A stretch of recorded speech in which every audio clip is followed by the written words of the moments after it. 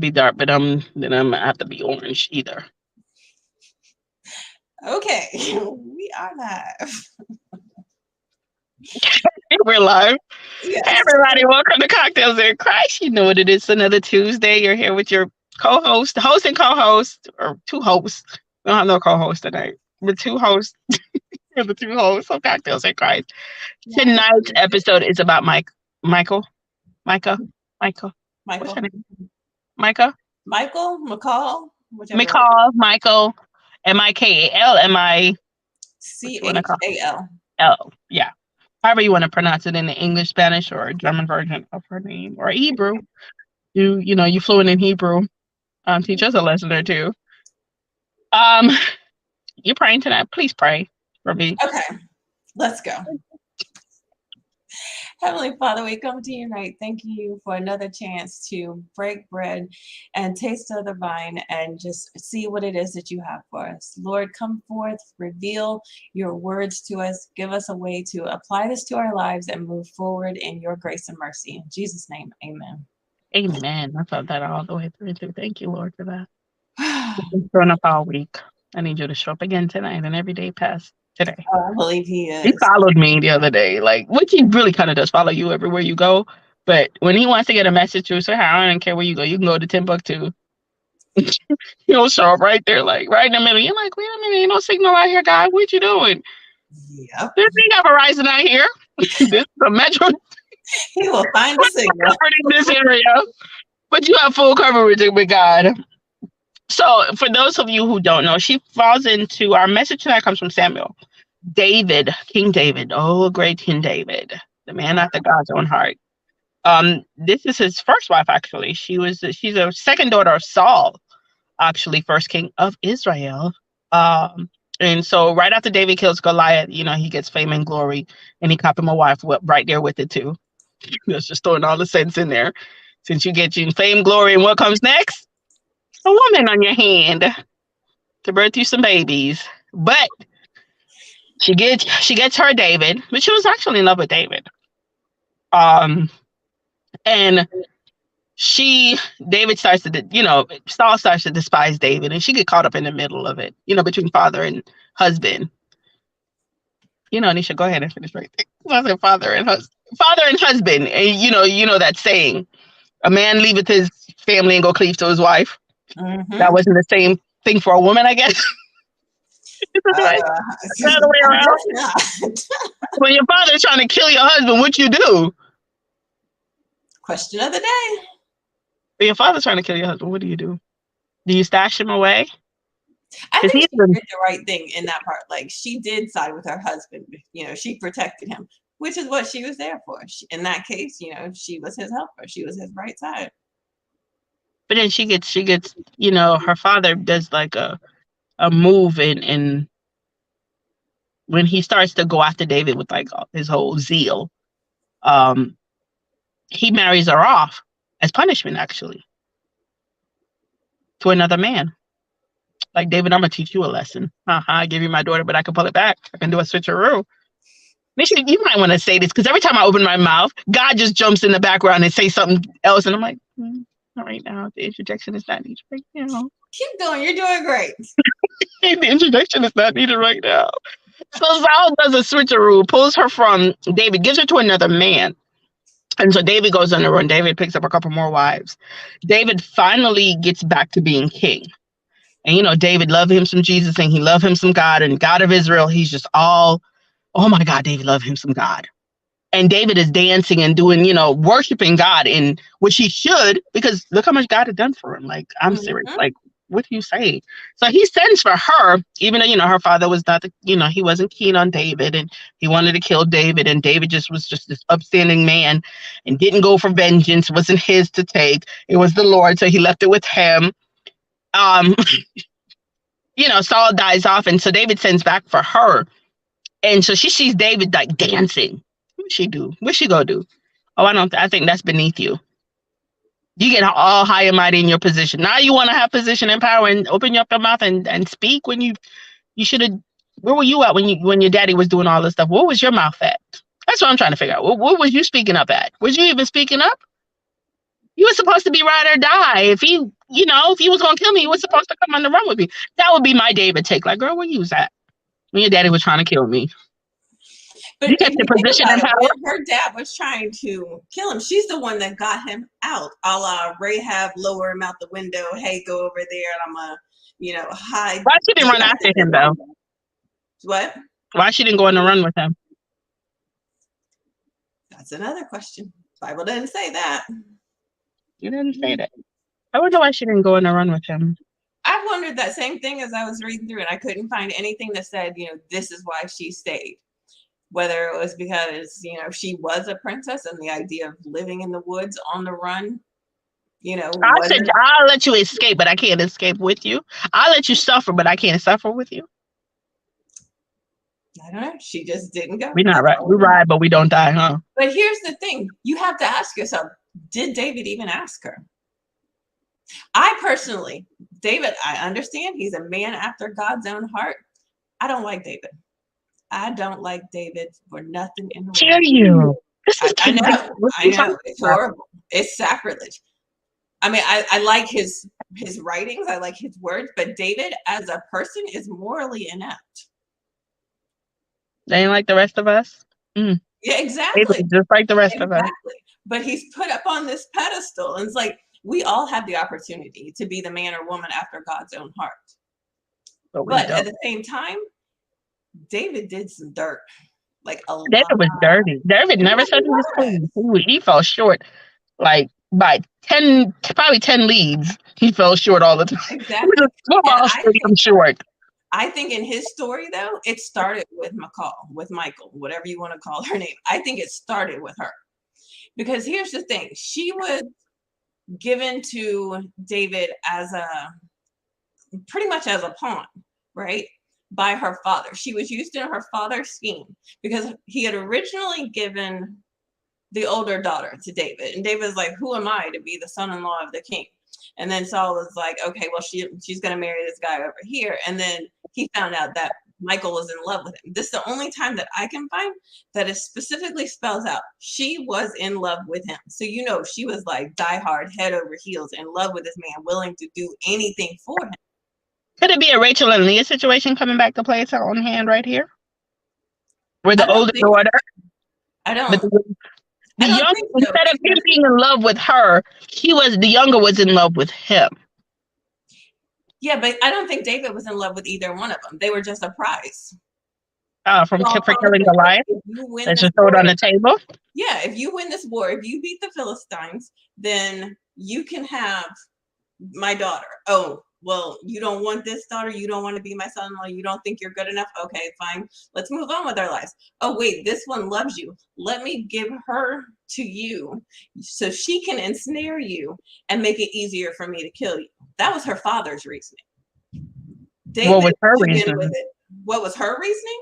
Mm-hmm. Her maybe being in love. She was in love. And this is one of those things that I found the story of Michal like so fascinating when I was like in my early 20s, because it's like you go through all of this period of time and you love this man and you'll do anything for him, ride or die. Like you'll lie to your parents, you'll lie to the rest of the world, you do anything in the world to protect him, and he walks away. And it was so easy for him to walk away. It's like, oh, he never asked her to go. He never said, hey, go with me. She never said, hey, can I go? But maybe she didn't think it was an option. She was stuck between her father and him. Mm-hmm. Now he's on the run. Now he's not as liked by my dad anymore. Now he's on the run. Exactly. What am I gonna do? Do I leave do I leave everything that I know to follow you into no man's land and don't know maybe in her mind, her dad was gonna catch up to David and he was gonna die anyways. It could have been. And she's like, well, my dad doesn't like you. You're gonna die. He is actually the king. Mm-hmm. And you're just, you're anointed to be king, but you got to get rid of him first. And he has the whole army behind him. I'm going to give you a heads up. I'm going to give you a starting chance to run, but I don't know how far you're going to get from him. And she probably didn't even think David was going to survive. She probably didn't. But on the other hand, if he had a chance of survival, And she'd already heard the guards one time. She'd overheard, she'd saved them. Maybe she would overhear something else. You know, there are a number of things that could have gone through her head. You know what I mean? Like, if I'm here, if I hear something, can I save him again? Nope, you can't save him again. Not for you to save him again. But then there's the fact that he was gone for 14 years. Right? I mean, but then again, she had to, would you have waited for, in her situation, was it better to wait for David? If David ever actually returned? I don't think she knew he would return. I don't think she knew his relationship with God. I don't think she knew that what God said will come to pass. Right. I don't think she knew any of that. So she acted out of a place of, okay, well, she had some knowledge because, you know, her father got anointed through the word of God. Mm-hmm. But looking at from where David was, and, you know, your father being the man in power and him being the lesser, now he's on the run, 14 years on past.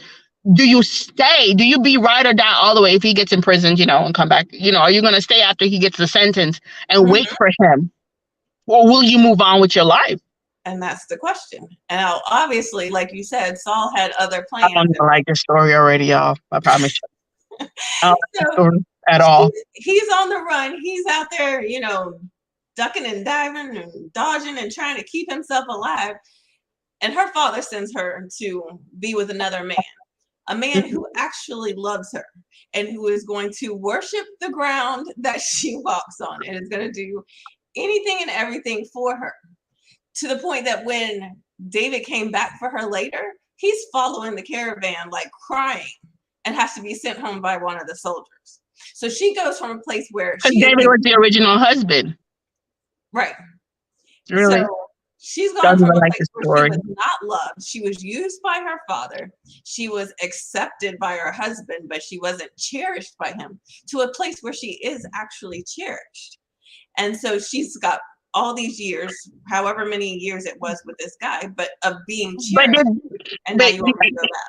But now, even if David would have sent for her being in love with David made her go back to David, because she could have said, no, I've been somewhere where I've been treasured for 4 years. I thought you would have died. You know, love is dead. She actually accepts and leaves her husband that is in love with her for the man that she loves. It's not necessarily that she accepted. She didn't have a choice. This is the part where the story usually gets a little washed out. So while David's at war, there's another guy over here. I can't remember his name right now. It's just something.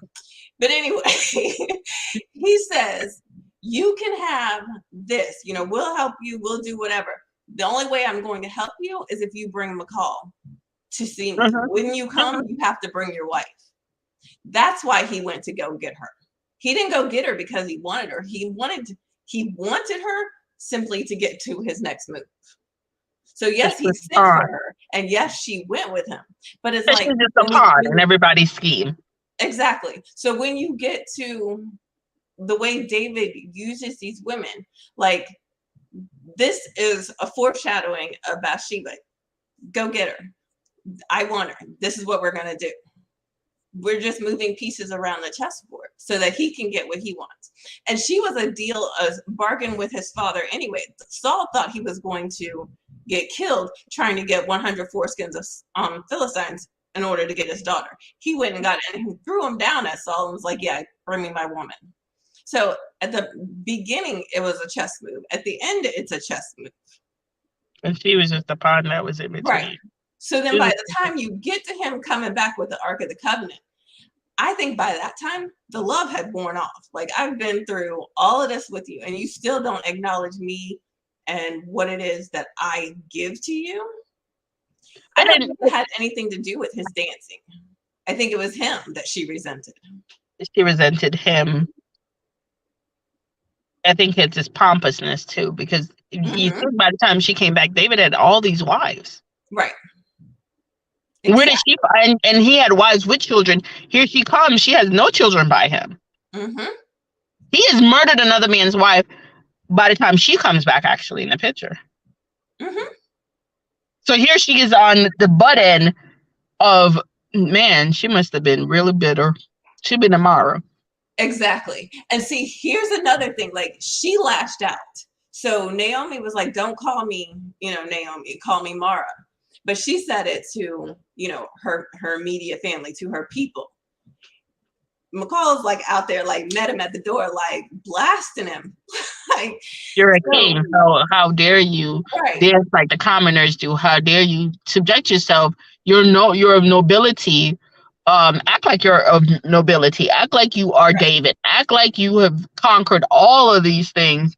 Act like that. Exactly. And there are times when, like, throughout your marriage, you'll embarrass your husband will embarrass you. You take that somewhere else. You don't have that conversation in public unless you really just don't care how they look to the rest of the world. That's why I say by that time she was done.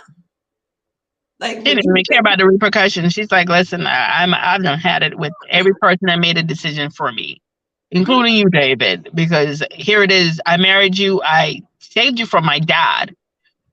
Yep. You had David, you had all that time to go back for that woman. Yeah. And you could have saved yourself for her, but you never once did. Mm-hmm. But then you go send for her. Right. And imagine what the position this woman is in. You're arguing for this man, but you have to think about all the things that he did to you. Mm-hmm. And grudge festers. And then you see him, and then you lash out, and guess what? You open your mouth at the wrong time. Wrong time. Everybody in the Bible went to pray about their issue. Michal never did. Nope. She never sought God about it. She actually just literally opened up her mouth and spoke against the very same thing that David was in a moment with God. Mm-hmm. It was his worship. It never occurred to her. Nope. And again, like last time we were talking about, Ruth and Naomi, or when we were talking about Ruth and Naomi before, we were talking about, how they did have that relationship. So you're able to temper your feelings. You're able to accept when God starts the healing process. But when you've been living with a man that has absolutely no love for you, he's shown it over and over again, and you've given him everything you've got, it's kind of hard to like keep my mouth shut after that point. It's like, let me just say what I got to say. But Michal's situation teaches you about shows you about her relationship with God. Mm-hmm. To me, it's almost like it's non-existent. Exactly. She never prayed about, because if she would have prayed, she would have known. I feel like she would have had the relationship that had the insight to know that, God is moving still. Mm-hmm. But when you don't have that relationship, you're acting out of self, you're acting out of flesh, as we would say, and you're not acting in accordance with God's word and what God's plan. So you're going contrary. And what happens when you go contrary to what God says? You suffer the consequences. Sideways. Your story will go sideways. Yep. And her story goes sideways because she could have been, even though, David went back for her or sent back for her, whatever his means and his motive. And I think it was a part of him feeling a certain way about her dad and her brother because he loved them so much and he respected them so much. He was like, it's the last thing I can do for this family. Mm-hmm. Let me put her back in a position that she was, because I don't know if this man was a prince or had the wealth that David had. David put her in a position to be back where her father had her. Mm-hmm. You're back at the palace. You're back in high society of nobility. You have a name again. You are Saul's daughter. You have everything that you were entitled to. You have it again, but she was just acting out of flesh. She didn't know the God David served. She knew of him, but she didn't know him. Yep. But again, when you've been in that position, I don't believe it. If David hadn't left her, if she had spent those 14 years with David the same way Ruth spent all that time with Naomi, she would have had a different relationship. Because she had a different relationship. His own business, which is why he got removed from the kingship. Mm-hmm. So that relationship was never built by the father. Right. Her dad didn't have that relationship. So where was she going to get it from? But her husband left her. The one who could teach her about it walked away. Mm. Then was it her? Here goes the thing. When everybody walks away that can teach you about your relationship with God, what are you left to do but to seek after it for yourself? But if you don't know that, you need to seek after it. Right. Or in modern day terms, this is how Christians act. Why would I go and do that? Mm. Not that Like, you need to when figure out. Christians don't have the time to, you don't have to preach at somebody, but you can show them God's love. And when you don't have time to show them, why would they want to go after it for themselves? They don't. They wouldn't. They don't wouldn't have a need to because there's no evidence of it Right. all the way around. Right. Huh. Her story has a lot of facets to it. It has a lot. It has the woman, the bitter woman, and you see the bitter woman speaking out of. Whereas in Naomi didn't speak out of bitterness or act out of bitterness. You see Michael, she's acting out of the place of hurt, pain, and being somebody's pawn, and not even getting close to David to understand his relationship with God. That I think that goes for leadership in your congregants. You don't get close enough to the people to understand their relationship with God. Right. Right. You You preach at them instead of preaching to them and with them and helping. and understanding because everybody's relationship with God looks very vastly different. Because it's the individual, it's personal, it's it's my assignment. It's not like your assignment. It might have similarities. Moses' assignment was very different from Abraham's, right, or from David. David's assignment was very different. Even though him and Saul were king over Israel, they're very vastly different. Mm-hmm. And so you're seeing, she not understanding in that moment what David was doing. That was his moment with God. And if she would have been on the 14-year journey with him, Nisha, she would have understood why he was in that moment praising. Exactly. You have to understand my walk with God to understand my praises to God. Yes. And why I praise the way I do, why I worship the way I do. You have to literally have been on this journey with me and God to understand where God has me, where he's taking me, what instructions he gave to me, and this relationship that I have with him. And you see people speaking out of flesh. And I say flesh, speaking out of their emotions, speaking out of turns, speaking out of a place that you don't know. But how many times have we had that conversation about the Girl, emotions? stop it. You know what? You have 1 hour for emotions, and that's all you get. And it may take longer to process them, but you got 1 hour to be in your emotions. And you don't talk to people while you're in those emotions. You just feel them, do what you got to do for you, and then move on. But then that's even with looking at, because I go left, that don't mean I don't have a relationship with God. Right. Because I don't show up to the things that you would show up to, it doesn't mean that I don't have a relationship with God. Because you don't see me move in the manner you care for me to move in, it doesn't mean my relationship with God changed. Right. My relationship with God is not. David's relationship with God wasn't predicated on Michal. Right. It was the relationship with God was predicated on the things that God told him and had assigned for him and did with him and for him. Mm-hmm. And that's one thing you can never knock. From the time he was in the field till the time he was on the throne, he did not change. Power didn't change him in respect to how he relationship with God. His relationship with God. Now everything else was kind of cockeyed, but he had his own trauma he was dealing with and working through. So you see Micah at her place of not having a relationship with God that is as David's relationship, as personal as it is with David. Mm-hmm. Not even understanding it. She would have been on that 14-year run with him and seen the things that God had pulled him through. Exactly. And just the maze of who he, and just the things that was happening even with her dad. Mm-hmm. She would have never made that statement. Exactly. But you see, when he confronts her and he was telling her basically, at the end, this is my way of praising God. This is what I'm doing. And she was like, you're not dignified. Saul's house is more dignified. He's basically telling her, yeah, that's not it. But it's kind of like the Israelites when they're out there in the wilderness. It's like, let me go back to Egypt because Egypt was better than this. But do you not remember 15 years ago or however long ago it was when you had to hide a statue and some goat's hair in the bed to save this man from your father? So your father wasn't any better. It Mm-hmm. wasn't a better situation that you were in. What you're doing right now is you're glorifying a situation because you don't like the situation that you're presently in. And how often do we go back and we look at the past with this like fuzzy golden haze, and it's like, oh, it was so much better then. And it really wasn't. So much worse. But we It just was so don't much see it. worse. But Yeah, look, we just don't you see know, it. you're comparing the man. You're comparing your dad's house, who you had to hide me from, who left the people, Mm-hmm.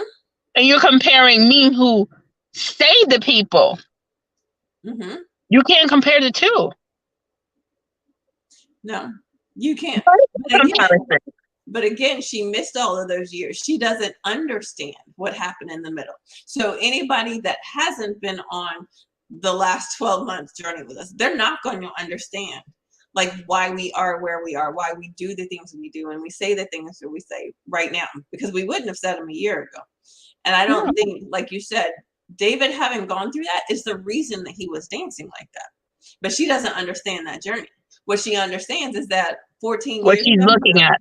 right, She's only you seeing what she's looking at. exactly, you abandoned me Look a and I little bit got back. deeper. Look a little bit deeper. Mm-hmm. Look, don't just look at what you're seeing. There's a backstory to it. That Yes. dance that David was doing, David knew how far he had come to even do that dance, Yes. that I could come back and come for you and send for you, where I probably didn't. How many times did David think he was going to die? Right. At the I mean, hands of he your was on the edge father. of it a few times. Exactly. So to come this far, you don't understand the dance. You don't understand that I will embarrass myself. Whereas you thinking I'm embarrassing myself, I'm glorifying the one that made this moment happen. Mm-hmm. And I don't care how it looks to the rest of you. Yep. Because when I was on the run, none of y'all saw that. When I was hiding out in caves with my men, dipping and dodging death. Yeah. At any moment, given moment's notice, just because I was anointed to do something that I never even asked for, Mm-hmm. that I was brave enough to fight a giant that wasn't even mine to fight because your dad got scared. All And of that's these what it is. moments are what this dance is Yeah. about. But you missed the whole picture. But if you had that relationship, you would know. Mm-hmm. That's the difference between the story of Ruth. Ruth saw the relationship. Exactly. Exactly. She was there for the entire thing, as opposed to Michal, who was not. She missed out on all of the things because she was. But at the same time, because he left, he didn't understand her story either. Like he didn't understand why she felt the way that she did. Because again, he didn't walk in her shoes either. So you can't dictate what somebody's relationship with God looks like just because it doesn't resemble yours. And don't you speak out of a Michal place because you lack the understanding. The only person that needs to understand is me and God. He's the one that's going to check me. Because if he sent me, he will check me. Mm-hmm. But I think when it comes to Michal, though, like everybody gets focused on David dancing, and I don't think the story is really, or at least from my perspective, the story isn't about like David dancing. It's, to me, it's a roadmap for women. Like if you are in a relationship and this is what it looks like, walk away. Just walk away, because you're going to end up being cursed and not having children until the day you die. That's what but for me, the story is about you started on this journey. You lost years on the journey. You both transition and transform and transcended into somebody else. Exactly. Now, is it for you to go back? Because what are you bringing back to the situation? Right. Are you bringing the hurt and the bitterness and the grudge to go back into it? Because she had an option to say, you know what? No, I don't want to come back. But did she really, considering the laws of the time that she lived in? We have options. Did she have an option? Did she have an option? But here's the funny thing. How was she? Well, then her dad kind of made her marry someone else. Exactly. But based on their laws, according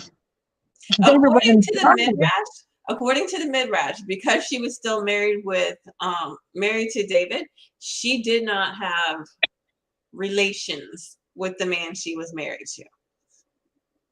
according to the midrash and the rabbis. That's what they say. Whether or not that's true is whatever. They also say that the reason that the wording is written the way that it is, you should not have a child until the day of your death, is because on the day of her death, she died in childbirth. And she's listed as one of the, I think it's like Elba, something like that.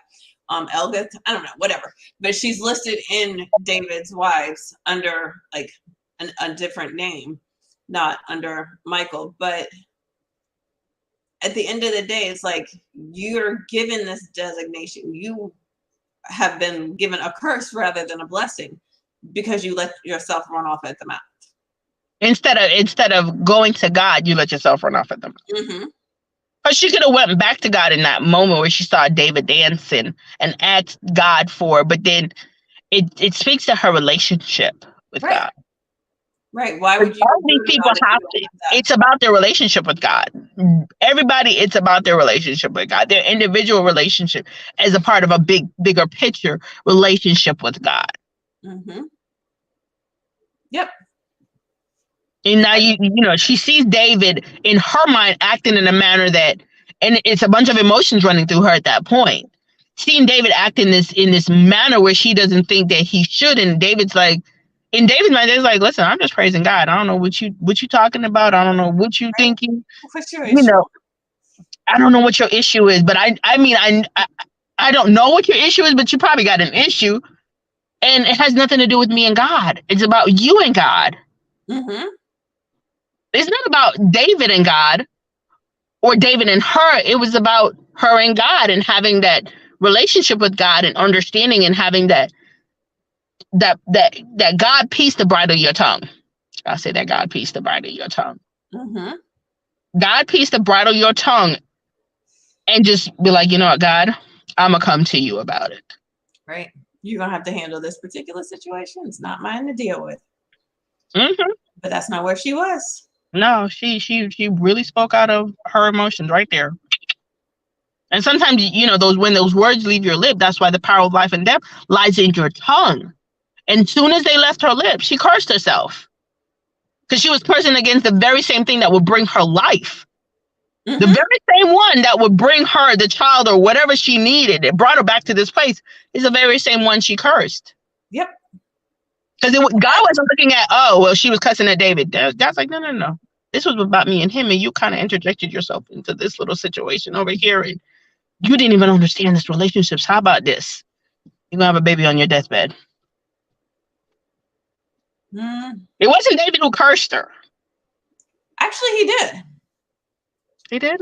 Poor David. He told her, like, he was setting her away from him. Like, he sent her to live elsewhere within the harem. Like, girl, bye, you on your own. You stay over there, and we will not. Trying to come take my relationship with God. Like, you don't even understand this thing. Like, you can't come take this. Right. This is not for you. This was before you came in the situation. It was while you were in the situation. And guess what it's going to be? After you get out of this situation, it's still going to be me and God rocking it. Mm-hmm. But if David had been a man of any substance, he would have stopped and had a conversation. But David has no substance. David ain't trying to explain nothing to nobody, y'all. Right. It's about him and God. It's not husband material.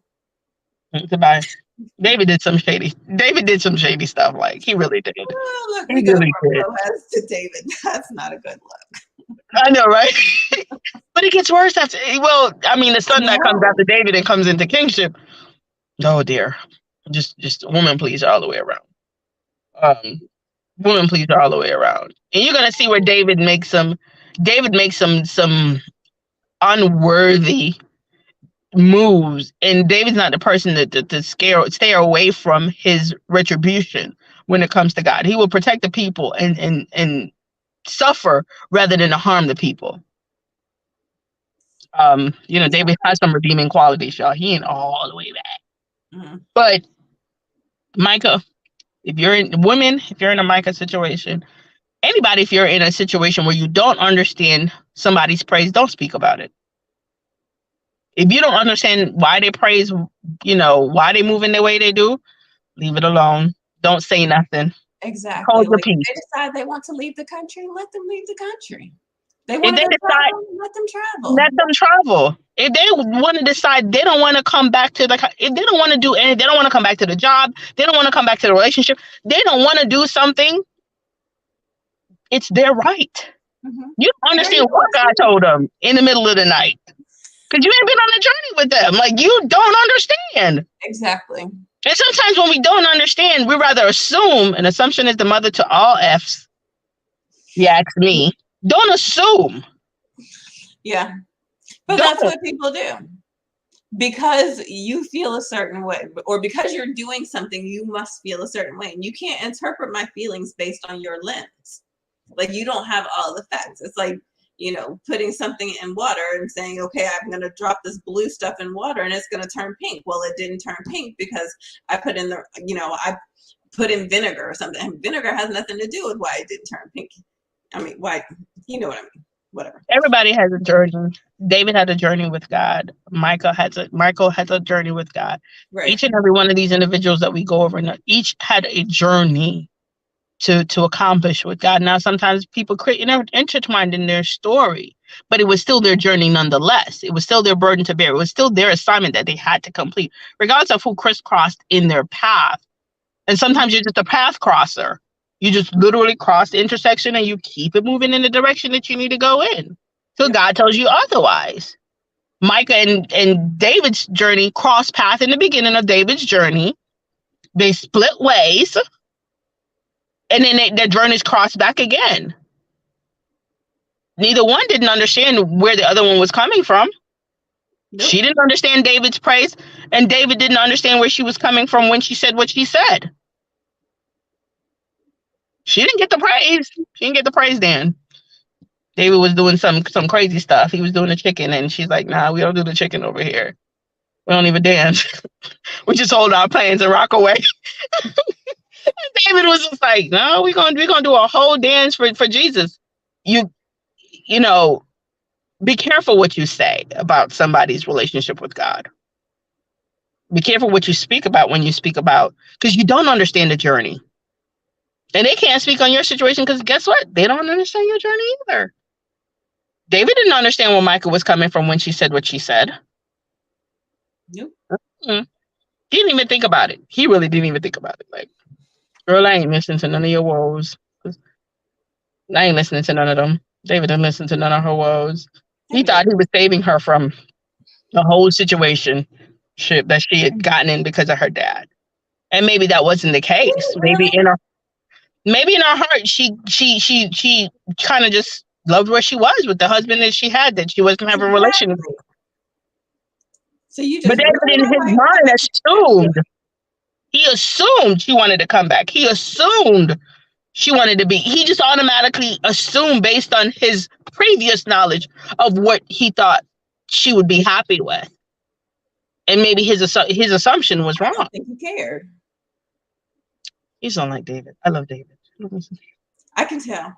I love him some David. I don't think he cared. I don't think it would have mattered whether she wanted to or not. Like, one, he wasn't going to ask, but two, like, he wasn't going to let her mess up what he had going on. Like, he needed to make this next move. Yeah, but here, sometimes when you're caught in people's pond, sometimes it's just best to just be quiet. Not even say anything. Just let the chips fall. I agree with Don't that. even say nothing. Just kind of just like sit back and. Yeah. But then I'm gonna say the thing that she probably didn't have to say. She just take the wheel because I can't drive because you didn't give me. You gave me feet, not wheels. Just take over this car right quick. God, I'm gonna come to you. Go ahead and handle this right quick. Yeah. I'm gonna come pour my heart out to you, like a whole Hannah. I'm gonna come pour my heart out to you because you know what's going on. Go ahead and handle your boy for me. David over here tripping. Rather than just speaking. Rather than just lashing out, just sometimes it's just best to just be like, you know what? Jesus, I can't take this one. I can't handle this. I have the capability to handle this. I need you to step in right quick. Sometimes it's okay to ask God to step in. Even though you know what to do, what to say, go. Just like, Jesus, go ahead. I got you. You got this one. I don't even have enough knowledge or understanding or power. Just go ahead and take it. Just go ahead and take over right quick. Some days that's what you need to do. Sometimes that's what you need to do. Just Jesus take over right quick, guys. Just take Now, over. I will say she is the only one of David's wives who used her voice and used it wrongly and was therefore punished for it. Because Abigail used her voice, Bathsheba used her voice, and they both were able to get what they needed. So it's not necessarily a matter of just keeping your mouth shut. It's a matter of knowing what to say and when to say it, and then having the wisdom to know what not to say and when not to say things. There's a time and place and a season for. Exactly. We are called to be the salt. Not always, pepper is not always needed, but salt is. For a little bit of flavoring. Just a little bit. He who wants wisdom, will ask for it. I think with Abigail, she had someone wise giving her counsel. I think in Micah's situation, her dad's passed, her brother's passed. Who was there to give her wise wisdom? Yeah. Her whole family had died. There was no one there to advise her wisely on, okay, this is what you do in this situation, to let your voice be heard. So you see her without leadership too in that space to give her wise counsel. And she didn't have the relationship to go to God for wise counsel. Because if you don't have the physical manifestation, physical being of wise counsel, God is the greatest counselor. I promise you. Seek him, seek that relationship. He will counsel you. What to say, Spirit lead me. But Micah spoke up, spoke out, and got sent away and put away.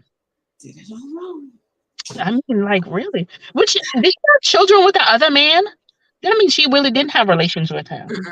She apparently, from everything that I've read, she raised children, but they were her sister's children. So I guess her sister had died previously. So the one that she married instead of marrying David, the sister and that guy had children. And then when the sister passed, Michal raised them. But having children of her own, she did not. So it's a sad way to live just because you can't keep your mouth shut or sugar your words. Yeah, every situation don't need a comment. Every situation don't need an opinion. Sometimes it's just okay. It's the wise man to be silent and let the fools run off at the mouth. That's it. Sometimes it's the wisest thing to do to just zip your lip. Yep. Sometimes it's okay to zip your lip. I promise you. I've seen it lately. Because sometimes I want to rip people a new one. Sometimes they need it. It allows you to, don't come for me unless I send for you, please. Let's just get that out there. Don't come for Charlene. Because I'm a David. Because you don't understand my relationship with God. And most people don't. They don't. You haven't seen my instructions. He won't share them with you because they're not for you to see. Those who need to see. Those who need to know. If y'all move left, trust me, it ain't about you. It's about what God said to do. God said move left. He's the one that's in control of this, not me. The last 12 months have taught me I am not in control. Got that right. So even being Michal in a situation where God is moving the chips, and all I do is yes, Father, yes, Lord, yes, Lord, because we all are Michal in a situation where God makes the decision for us, and there is no rebuttal in a hurt. In the side to the story, or the other hand to look at the story, she did what her father asked of her, no questions asked. If God asks something of you, I used to question it, like real rebuttal, like whole question, like God, you sure? That don't seem right. Right. That's one of the things I'm coming to realize. Like when it seems a little off, like something you wouldn't do, it's probably God. I'm like, you sure? That don't seem right, God. I don't know about that one. Can we try that again? Run that back to me again. That don't. But in Micah's situation, she was given specific instruction and she obeyed all the way to the end. Man, one moment she spoke out of, instead of just being obedient like she's been, Spoke at the wrong point in appointed time. Wasn't that appointed time to speak? Because the very same time she was talking against God. The one time she opened up her mouth, that's what she spoke against God. And it's kind of like, no, sweetie, just be obedient. It's gonna work out in your favor. Micah's situation is about closing your mouth sometime, like for real, for real. Because that very same time you're gonna open your mouth and lash out, you're probably speaking against God, and you don't know it, and she didn't know it. Right. Because from her viewpoint, David was just acting retarded. Yeah, and I think that's the biggest thing. It's like choosing your words, because there were things like Abigail spoke against her husband to David, but she was like, I mean, she was gentle in the way she did it. She was able to say, yeah, I get that he's a fool, but how about we do something else? Like, how about we not do this? How about we not make the situation worse? Worse. Michael was just like, she was just straight opening up her mouth. But the that relationship with God, that not knowing when God says to speak and when God says to just like, girl, don't even pay that no mind. That ain't worth even the breath out of you. That ain't even worth the thought you're thinking right now. Just let it go. Let it go. Let it go. Let that one be mine. Or I'm a part of that. Or I'm in that. That's me right there. Oh, okay. All right. Cool beans. Because if you saw David dancing and you went to the temple and you followed him, you would have known where he was going. All the people were dancing, so he was not there dancing for no reason. David didn't think of his position very highly to say, well, you know what? I can't dance for the Lord. And yes, he has placed my feet on solid ground. He has raised me above and he's given me status and stature. He was never above praising God. And I think that's what it was. No matter his stature or statue in life, he never thought of it so holy that he couldn't worship. He couldn't get to the lowest of lows and worship the God that had given him that stature and that position. right. And she spoke against the very heart of David. David, yeah, he made mistakes, but he was doing it out of the heart of the love of God. And that she just spoke about the relationship with him and God. And it was just like, you can't speak about that. Ain't no way in God's book, that's okay. Ain't no way in God's book is that you speaking about his relationship with someone. Is it okay with him? Mm-mm. Shut your mouth, city. Just be quiet. Just be quiet and let the Lord move. Let him do what he can do. Best way to do it. Just don't even comment. It's not worth the comment. Just let it go. Let it go. Michael, let it go. Like I had a couple of babies there too. She'd have just let it go. You're funny. Just bit her lip. She would have just, had a couple of babies too, and probably one of them would have been king. But Yeah. they could have crumbled. But even all of that was out of order. So I really don't like David, y'all. I am all David. I am all King David. Fighting the life in the battle. You're snowed. I get it. You're indoctrinated. David never backed down from his. If David made a mistake, David owned up to it and would suffer the retribution instead of the people. So David laid his life down for the people. That's the part I love about David. His life? Yeah. Oh, don't get me started on David. Yeah. Oh, we'll talk about David over here. The differences. That's Micah's story tonight. David's. We'll disagree to disagree. Yeah, we're gonna disagree to disagree on David. I love me some David. I love me some David. David gave you all the songs and then some. But he gave you Samuel. He's in Samuel with the songs. Like I said, I mean, I love his word. I love his relationship with God. I don't like his relationship with people. David wasn't the people person, y'all. No. wasn't a people person. Wasn't a people person. David still showed signs of being a person. Narcissist. So I didn't say to that part, but so my lovely host won't be here next week. I'm gonna cry.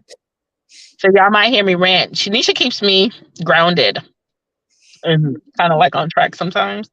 And when she's not around, as much as I am organized, she is way more organized than I am, way more on top of stuff than I am. She gives me the opportunity to be relaxed. He gets the opportunity to be laxed and procrastinate. I promise y'all. Not so much. Like, she'll kind of. She's like on top of you like white on rice. Like you don't want her above you.